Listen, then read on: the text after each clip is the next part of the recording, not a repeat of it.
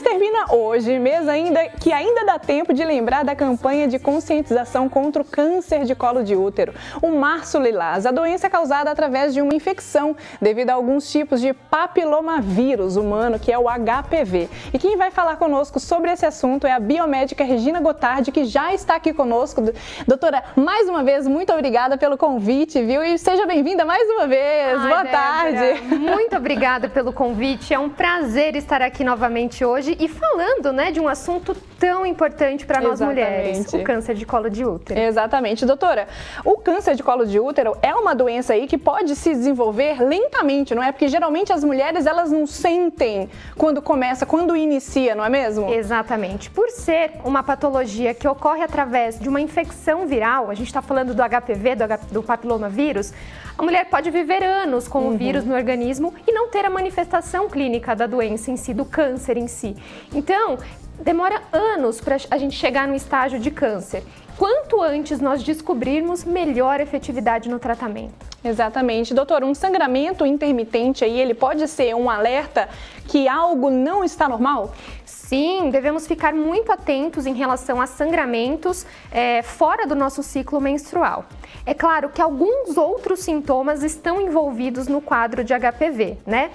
Como o mau cheiro de secreções, como dor pélvica, dor no momento da relação e dores sem ter nenhum tipo de relação, dores ao longo do dia. Então, é uma junção de fatores, uma junção de sintomas que devemos ficar atentas em relação ao câncer de colo de útero. Exato. E, doutora, a infecção genital por esse vírus, ela é muito frequente, assim, nas mulheres?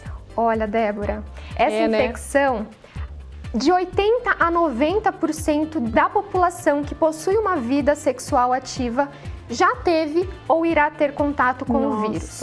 É claro que vai depender do sistema imune do indivíduo em relação à manifestação e evolução desse vírus no organismo. Mas é algo que devemos ficar atentos porque a maioria de nós poderemos ter o contato com esse vírus. E doutora, você falou da manifestação, esse vírus ele pode chegar à evolução de um câncer mesmo? Sim, quando falamos do câncer de colo uterino, nós falamos quase 100% dos casos relacionados à evolução do vírus no organismo da pessoa.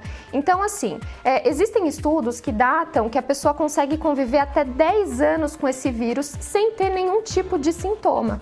Então, é muito importante a gente ficar atento aí, ter uma frequência, do nosso médico para que ele consiga ter uma conduta frente a essa infecção. E doutora, o câncer uterino, ele continua sendo o terceiro maior aí tumor maligno mais frequente nas mulheres? Infelizmente sim, Débora. É um câncer que está no terceiro, segundo o INCA, é o terceiro câncer que mais mata mulheres aqui no Brasil.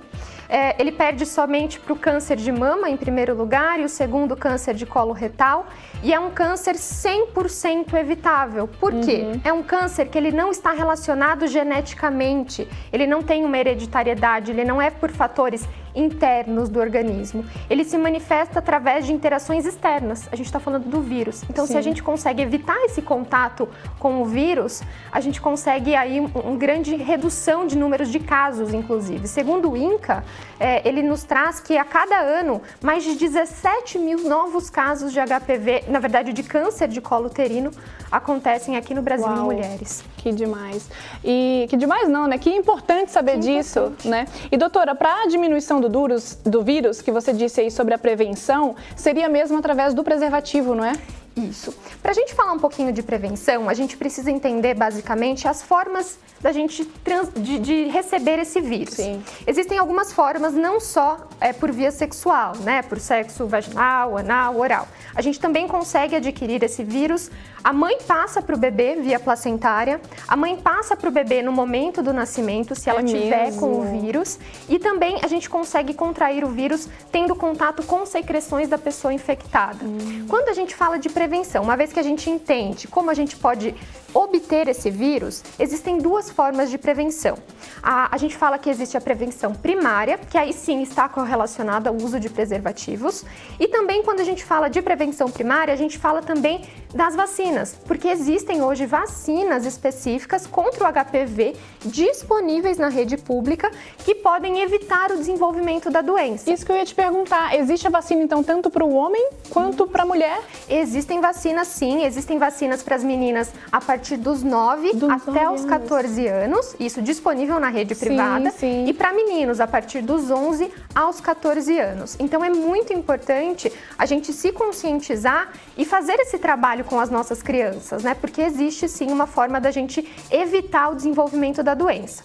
Só para encerrar falando um pouquinho da questão de evitar a doença, existe também, a gente fala da prevenção secundária, que daí a gente já vai falar um pouquinho sobre os exames que nós podemos fazer para identificar se temos o vírus ou não do organismo. Uma vez que a gente consegue identificar ainda no estágio inicial da doença, o nosso sucesso de tratamento desse paciente chega até em 90%. Que demais. E falando também desses exames, doutora, a gente já conhece o tradicional Papa Nicolau, né? As mulheres já conhecem, né? Já fazem, tem que fazer pelo menos uma vez por ano. Hoje existe um exame mais específico, mais completo? Existe sim, Débora. Existe um exame chamado citologia em meio líquido. Ele é basicamente o mesmo princípio do Papa Nicolau. A forma de coleta praticamente a mesma. É a mesma. Mas qual que é o benefício desse exame? Esse exame, numa única coleta, eu consigo verificar não só as células ali da região do colo uterino, como também eu consigo incluir outros exames, como uma detecção, uma genotipagem que a gente fala, que é um exame genético para verificar a presença ou ausência desse vírus, até porque sabemos que existem vírus, quando a gente fala de HPV, existem mais de 100 subtipos desse vírus. E a gente sabe que alguns específicos são mais oncogênicos. E o que são esses vírus mais oncogênicos? São os vírus que acabam permitindo aí um avanço de um câncer, vamos dizer assim. Então, quando a gente fala desse exame... Chama oncogênico. Oncogênico, que causa câncer. Sim, sim. Isso. E aí a gente fala dos tipos 16 e 18. E aí, quando eu estou falando desse exame de citologia em meio líquido, eu posso incluir numa única coleta esses exames de detecção genética, que o Papa Nicolau, infelizmente, não me permite. Não pega. E falando também do exame em si, é um exame que, quando a gente chega para analisar este exame, ele é muito mais assertivo. Eu consigo ter uma visualização das células de colo de útero muito mais efetiva. Ou seja, mais completo. Mais completo. Exatamente. Doutora Regina, muitíssimo obrigada por estar aqui mais uma vez conosco. É sempre muito bom receber você aqui e também trazendo, né, essas dúvidas aqui dos telespectadores, dúvidas de nós mulheres e dos homens também. Muito obrigada, viu? Eu que agradeço, Débora. Muito obrigada. Obrigada a todos. Precisando, estamos aí.